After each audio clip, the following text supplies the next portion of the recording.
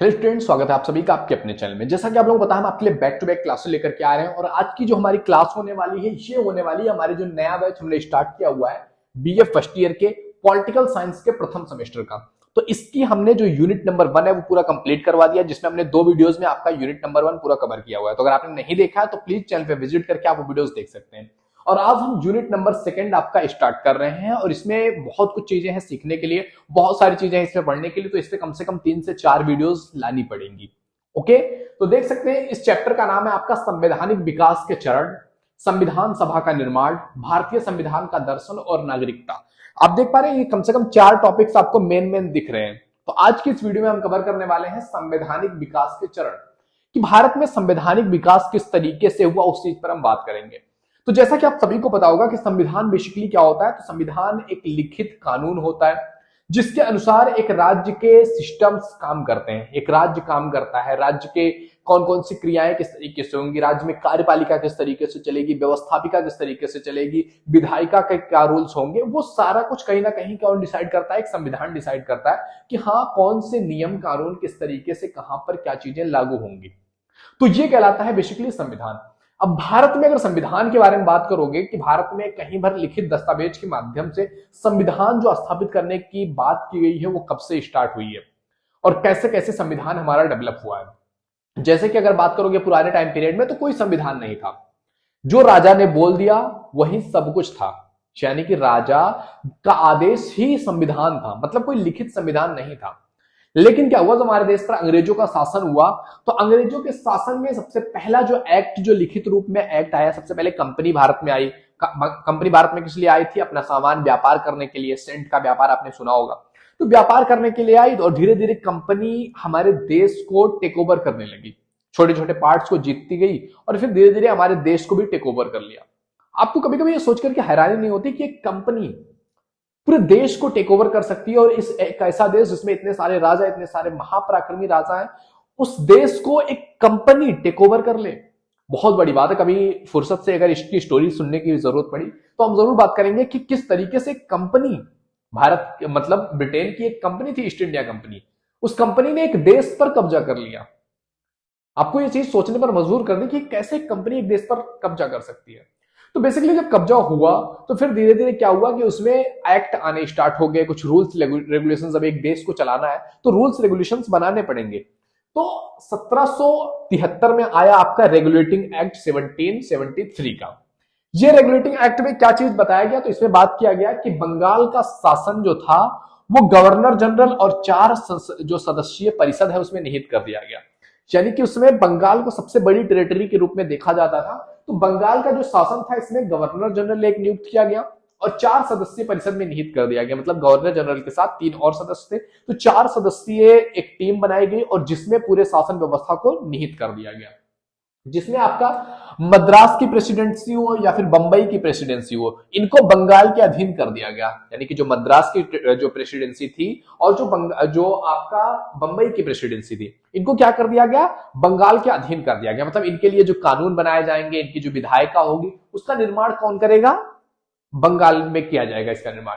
तो कानून बनाने का अधिकार किसको मिल गया? बंगाल को मिल गया, चाहे वो मद्रास के टेरिटरी हो या फिर आपका मुंबई की प्रेसिडेंसी हो। इन सभी के लिए कानून बनाने का अधिकार किसको मिल गया? बंगाल को मिल गया। लेकिन बोर्ड की अनुमति के अनुसार, यानी कि जो 4 सदस्यीय परिषद निहित किया गया, तो इसमें कुछ मुंबई, कुछ मद्रास, कुछ अलग से वहां से थे, तो उन सभी की जो अनुमति होगी उसके अनुसार ही कानून पारित किया जा सकेगा। लेकिन कानून बनाने का जो अधिकार है वो बंगाल को दे दिया गया। इसके बाद क्या हुआ कि जो है उच्चतम न्यायालय की स्थापना किया गया इस एक्ट के द्वारा। रेगुलेटिंग एक्ट 1773 के अनुसार उच्चतम न्यायालय की बंगाल में स्थापना किया गया और कंपनी के कार्यों में ब्रिटिश संसद का हस्तक्षेप, मतलब कंपनी का आप पूरी तरीके से एकदम से स्वतंत्र नहीं रही कि अब कंपनी का ही शासन होगा। उसमें जो ब्रिटिश शासन था या ब्रिटिश गवर्नमेंट थी, ब्रिटिश संसद था, उसका धीरे धीरे कंपनी के कार्यों में हस्तक्षेप होना स्टार्ट हो गया इस एक्ट के बाद। इसके बाद दूसरा एक्ट आता है आपका Pitt's India act 1784। Pitt's India act 1784 के अनुसार क्या होता है कि कंपनी पर आधिकारिक नियंत्रण कर लिया जाता है संसद के द्वारा। यानी कि अभी तक केवल मतलब थोड़ा बहुत हस्तक्षेप हो रहा था, अब क्या किया गया कि कंपनी पर जो है एक नियंत्रण का काम करने लगा कौन? ब्रिटिश संसद। मतलब अब कंपनी पूरी तरीके से स्वतंत्र नहीं रहेगी, उस पर ब्रिटिश संसद का क्या हो गया, अधिकार हो गया, उसमें मतलब नियंत्रण करने लगा। कंपनी काम कर रही थी लेकिन नियंत्रण किसके पंजों में था, वो ब्रिटिश के संसद के पंजों में था। और इस एक्ट के अनुसार, पीटर्स इंडिया एक्ट 1784 के अनुसार क्या किया गया, जो परिषद की संख्या 4 सदस्यीय टीम थी ना, तो परिषद की संख्या 4 से घटा करके क्या कर दिया गया, 3 कर दिया गया। परिषद की संख्या क्या किया गया, 4 से घटा करके 3 कर दिया गया। और पहली बार ब्रिटिश अधिकृत प्रदेश कहा गया, यानी कि पहली बार भारत को क्या कहा गया कि ये ब्रिटिश अधिकृत जो है प्रदेश है। उससे पहले क्या था कि ये कंपनी अधिकृत प्रदेश था, लेकिन पहली बार इस एक्ट के बाद कहा गया कि जो भारत है जिस पर कंपनी का कब्जा था वो ब्रिटिश अधिकृत प्रदेश है। और इंग्लैंड में क्या किया गया, इस अधिकृत प्रदेश के लिए इंग्लैंड में 6 आयुक्तों को लेकर के एक नियंत्रक बोर्ड की स्थापना किया गया कि इसको किस तरीके से नियंत्रित करना है, इस टेरिटरीज को किस तरीके से नियंत्रित करना है। उसके लिए 6 सदस्यों की क्या की गई, एक बोर्ड बनाया गया, जिस बोर्ड को कहा गया बोर्ड ऑफ कंट्रोल, कि मतलब ये नियंत्रण करने के लिए बोर्ड है, कंट्रोल करने के लिए बोर्ड है, तो इसको बोर्ड ऑफ कंट्रोल कहा गया। तो इस तरीके से पीटर्स इंडिया एक्ट के इंपैक्ट पड़े। अब आइए बात करते हैं अगला एक्ट जो 1786 में आया, मतलब इसी को थोड़ा सा अपडेट करके लाया गया। उसके अनुसार क्या था कि गवर्नर जनरल को विशेष परिस्थितियों में परिषद के कार्यों को रद्द करने, यानी कि जो गवर्नर जनरल जिसको नियुक्त किया गया था उसके पास ये पावर है कि जब कोई विशेष स्थिति आ जाए तो वो जो परिषद के जो दूसरे सदस्य हैं उनके द्वारा लिए गए निर्णयों को रद्द कर सकता है और अपने निर्णय लागू करने का उसको अधिकार दे दिया गया कि अगर कुछ ऐसी परिस्थिति आती है जहां पर तुमको इन सभी के परिषदों के जो है उनके नियम को तोड़ना पड़े, रद्द करना पड़े, तो तुम कर सकते हो और अपने नियम को लागू कर सकते हो। लागू करने और मुख्य सेनापति की शक्तियां भी उसको दे दिया गया। गवर्नर जनरल को क्या किया गया, मुख्य जो सेनापति थी उसकी भी पावर्स दे दी गई, मतलब सेना भी अब तुम्हारे कंट्रोल में रहेगी और तुम्हारे कहने से सेना काम करेगी। तो इस तरीके से मतलब पावर्स गवर्नर जनरल की क्या हो रहे हैं, अब बढ़ते चले जा रहे हैं। अगला आया 1793 का राजपत्र। 1793 के राजपत्र के अनुसार क्या उसमें बताया गया, तो उसमें कहा गया कि कार्यों और संगठनों में सुधार के लिए चार्टर पारित किया गया कि जो कंपनी के कार्य थे या संगठन जिस तरीके से बनाया गया था उसमें सुधार की जरूरत थी, जिससे कि एक शासन व्यवस्था को और भी कंट्रोल किया जा सके, भारत पर और भी अधिकार अच्छे तरीके से दृढ़ किया जा सके। तो उसके लिए कार्यों और संगठनों में सुधार के लिए चार्टर पारित किया गया। और इस चार्टर की मुख्य विशेषता क्या थी कि ये जो पूर्व के महत्वपूर्ण प्रावधान थे उनको हटाया नहीं गया। मतलब पहले अगर कंपनी कुछ अच्छे काम कर रही थी यानी अच्छे तरीके से अगर वो नियंत्रण कर रही थी तो उसके वो पावर्स को पूरी तरह से रिव्यू नहीं कर दिया गया कि नहीं हम कुछ नया लेके आएंगे, नई चीजें ऐड किया गया, लेकिन पूर्व के जो महत्वपूर्ण प्रावधान थे उनको भी इसमें शामिल रखा गया। इसके बाद आता है 1813 का राजपत्र। 1813 के राजपत्र में क्या चीजें डिसाइड होती हैं, तो 1813 का जो राजपत्र आता है उसमें क्या होता है कि कंपनी के एकाधिकार को समाप्त करने का अधिकार दे दिया जाता है कि अब कंपनी का जो एकाधिकार था उसको समाप्त किया जाएगा और इसको पूरी तरह से क्या कर रही है, ब्रिटिश गवर्नमेंट, ब्रिटिश संसद टेक ओवर कर रही है। उसके बाद क्या हुआ कि ईसाई मिशनरियों द्वारा भारत में धार्मिक सुधारों की मांग किया गया कि जब संसद ने कंट्रोल किया तो कहा कि अब भारत में ईसाई मिशनरियां जाएंगी और अपने धर्म, ईसाई धर्म का प्रचार करेंगी। तो तमाम सारी चीजें आपने देखा होगा, लोभ, प्रलोभन, तमाम तरीके से मतलब ईसाई धर्म को प्रमोट किया गया इंडिया में। उसके बाद लॉर्ड वेलेस्ली की भारत में आक्रामक नीति आई। लॉर्ड वेलेस्ली ने भारत को टेक ओवर करने के लिए, भारत पर अपना अधिकार जमाने के लिए, भारत से और भी ज्यादा लाभ उठाने के लिए तमाम सारे इसने आक्रामक नीतियां लाई। आर्थिक स्थिति को ठीक करने का जो है इसमें कहा गया 1813 के राजपत्र में कि जो कंपनी है इसने भारत की जो आर्थिक स्थिति है या जो कंपनी की आर्थिक स्थिति थी वो खराब हो चुकी थी, तो उस आर्थिक स्थिति को ठीक करने की कोशिश किया गया कि मतलब किसी भी तरीके से कर बढ़ा करके या अलग तरीके से भारत की जो स्थिति है, जो कंपनी की स्थिति है उसको ठीक किया जाए और लोगों से कर और बढ़ाया जाए। तो आक्रामक नीतियां वेलेस्ली ने इसमें लगाया। अब आइए देखते हैं अगले में क्या कहा गया। तो आगे देखते हैं 1835 का जो राजपत्र आया, तो 1835 के राजपत्र में क्या चीज कहा गया। तो 1833 का राजपत्र में क्या हुआ कि कंपनी के जो व्यापारिक अधिकार थे उनको पूरी तरह से समाप्त कर दिया गया।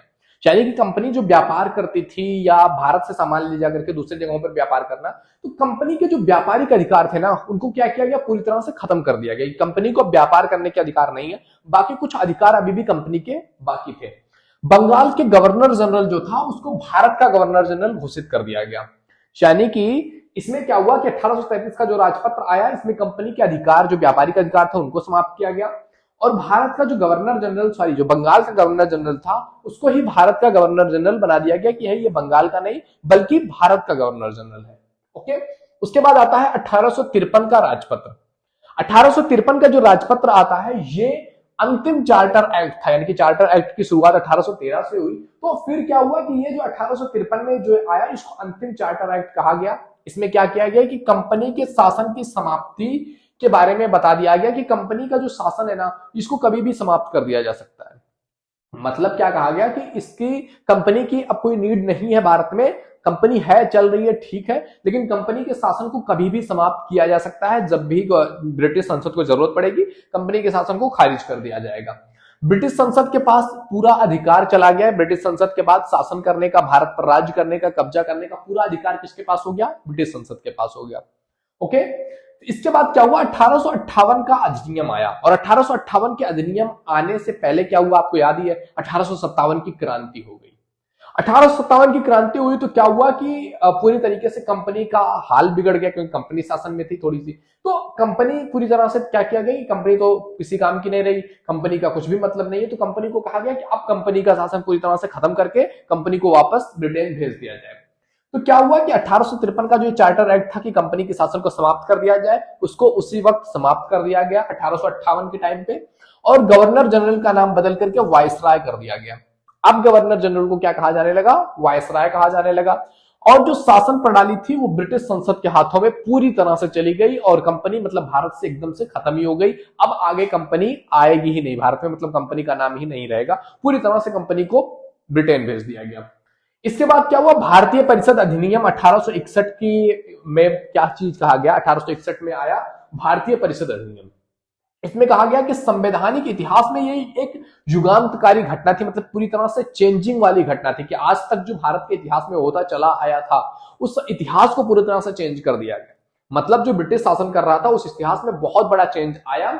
इसमें दो सबसे महत्वपूर्ण चेंज हुए। सबसे पहला चीज ये हुआ कि गवर्नर जनरल को अपनी विस्तारित परिषद में भारतीय जनता के प्रतिनिधियों को नामजद करके उन्हें विधायी कार्य करने से के संबंध में जोड़ा गया।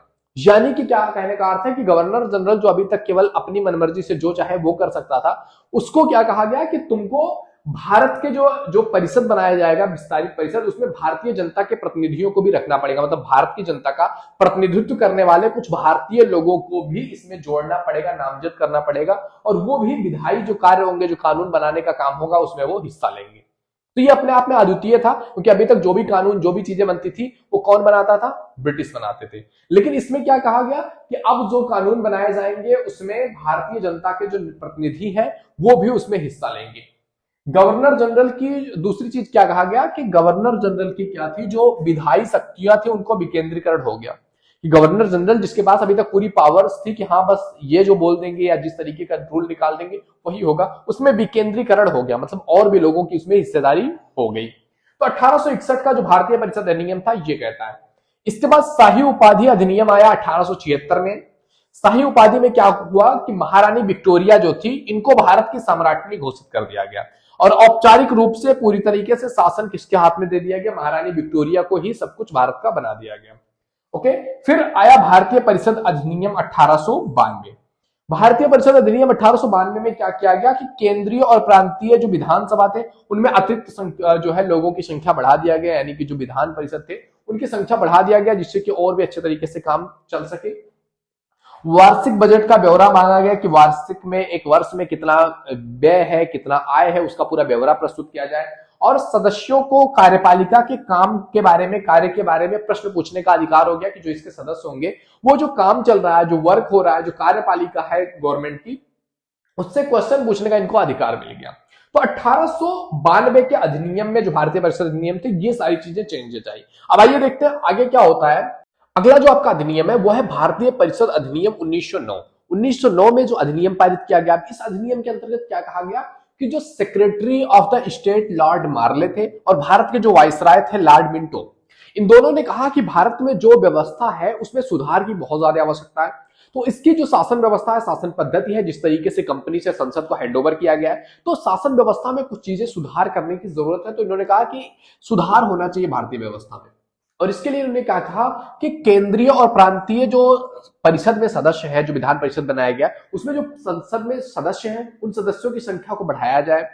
पृथक निर्वाचन की शुरुआत किया गया कि मतलब अलग से निर्वाचन इसके लिए करवाया जाएगा, कि मतलब ऐसे नहीं कि कुछ किसी को भी मनोनीत कर लिया गया, उसके लिए अलग से एक निर्वाचन व्यवस्था की जरूरत है, उसको व्यवस्था बनाई जाए।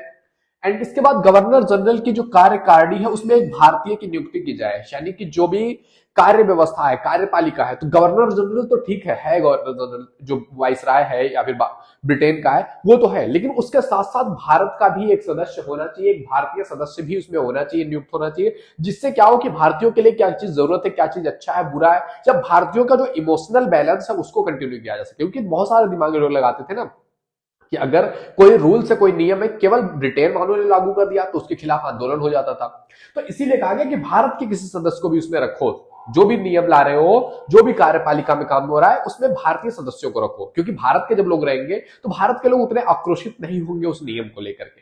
तो इस तरीके से ये सारी व्यवस्था किया गया भारतीय परिषद अधिनियम 1909 के अंतर्गत। अब इसके बाद नेक्स्ट अधिनियम आता है भारतीय परिषद अधिनियम 1919। इस अधिनियम में क्या कहा गया, तो इस अधिनियम में क्या चीज नया आया, तो इस अधिनियम के अनुसार केंद्रीय विधान परिषद का जो स्थान था उसको राज्य परिषद में बदल दिया गया, यानी कि केंद्रीय विधान परिषद जो था उसको राज्य परिषद में यानी कि उच्च सदन के रूप में, और जो विधानसभा के रूप में बदल दिया गया, मतलब दो भागों में बांट दिया गया केंद्रीय विधान परिषद को, राज्य परिषद में और विधानसभा में, एक उच्च सदन है एक निम्न सदन है। अब और क्या चीजें इसमें चेंजेस लाया गया 1919 के अधिनियम में, तो इसमें जो सदस्यों का चुनाव था उसको प्रत्यक्ष कर दिया गया, यानी कि जो लोग हैं जिनको उसमें चूज किया जा रहा है उसको प्रत्यक्ष रूप से सबके सामने वो चूज किया जा रहा है। ऐसा नहीं है कि मतलब किसी को बस किसी ने ऑर्डर दे दिया तो इसको मनोनीत कर लिया गया, नहीं, प्रत्यक्ष रूप से चुनाव के माध्यम से उनकी नियुक्ति की जाने लगी। 8 प्रमुख प्रांतों जिसे गवर्नर का प्रांत कहा जाता था उसमें द्वैध शासन की नई पद्धति की शुरुआत किया गया, यानी कि जो 8 बहुत प्रमुख भारत में प्रांत थे जिससे पूरा ब्रिटिश एम्पायर, जो भारत में जितना ब्रिटिश प्रदेश था उन सभी को कंट्रोल किया जाता था 8 प्रांतों से। तो इन प्रांतों को जिनको गवर्नर प्रांत कहा जाता था उसमें एक द्वैध शासन मतलब 2 शासन की व्यवस्था कर दी गई। केंद्रीय शासन और प्रांतीय शासन दोनों शासन की व्यवस्था लागू की गई, ये नई पद्धति स्टार्ट किया गया। और आप देखोगे यही पद्धति धीरे धीरे कहीं ना कहीं भारतीय जो संविधान है उसमें भी आप देखोगे तो कहीं ना कहीं ये चीजें आपको देखने को मिल रही है कि केंद्र सरकार है, राज्य सरकार है। तो ये व्यवस्था 1919 के भारतीय परिषद अधिनियम में लागू किया गया। फिर आता है अगला अधिनियम भारत सरकार अधिनियम 1935।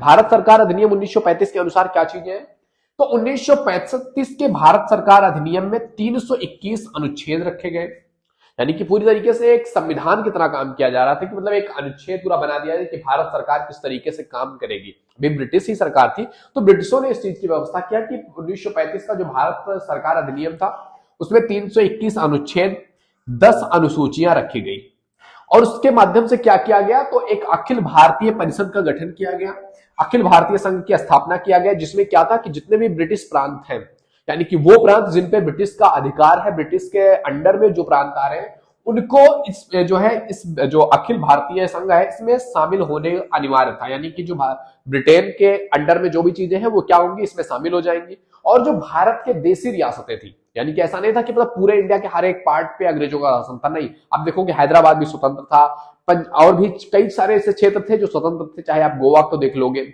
या फिर कश्मीर को देख लोगे, तो कुछ ऐसे प्रांत थे जो कि देशी रियासतों में थे। तो देशी रियासत भी अखिल भारतीय संघ में सम्मिलित हो सकते थे अपनी इच्छा अनुसार, अगर उनकी इच्छा है तो उसमें शामिल हो सकते थे, नहीं इच्छा है तो नहीं शामिल हो सकते थे। संघ और केंद्र के बीच में क्या हुआ, शक्तियों का विभाजन स्टार्ट कर दिया गया कि मतलब पावर्स केवल एक के पास नहीं रहेंगी, संघ और केंद्र इन दोनों में शक्तियों का क्या होगा, विभाजन होगा। द्विसदनात्मक विधायिका की स्थापना किया गया, यानी कि 2 सदन, एक उच्च सदन एक क्या हुआ, निम्न सदन। यहाँ पे हमने बात किया है ना उच्च सदन और निम्न सदन, तो इस तरीके से उच्च सदन और निम्न सदन की जो है व्यवस्था किया गया। वर्मा को भारत से अलग कर दिया गया, मतलब वर्मा को भी भारत का पार्ट समझा जाता था, तो उसको इस अधिनियम के अनुसार कहा गया कि ये भारत का पार्ट नहीं है, उसको अलग कर दिया गया, ऑलरेडी उसमें देशी रियासत थी। उड़ीसा और सिंध नाम के 2 नए प्रांतों की स्थापना किया गया कि ये प्रांत उड़ीसा है, ये प्रांत सिंध है, क्योंकि कहीं ना कहीं वो 8 प्रांतों में इन सबको कनेक्ट करके रखा गया था, तो इनको 2 नए प्रांत के रूप में उड़ीसा और सिंध को लागू किया गया कि हाँ ये 2 नए प्रांत हैं। उसके बाद सबसे आखिर में आता है फिर भारतीय स्वतंत्रता अधिनियम 1947। एक अधिनियम पारित किया जाता है 1947 में भारत की आजादी को लेकर के कि हाँ अब भारत को आजाद कर दिया जाए, तो उसके लिए भी पूरा रूल रेगुलेशन बनाया जाता है कि कैसे भारत को आजाद किया जाएगा, कैसे भारत को स्वतंत्र किया जाएगा, क्या क्या सिस्टम लागू होगा उसके बाद, तो उस पर एक अधिनियम पारित किया गया।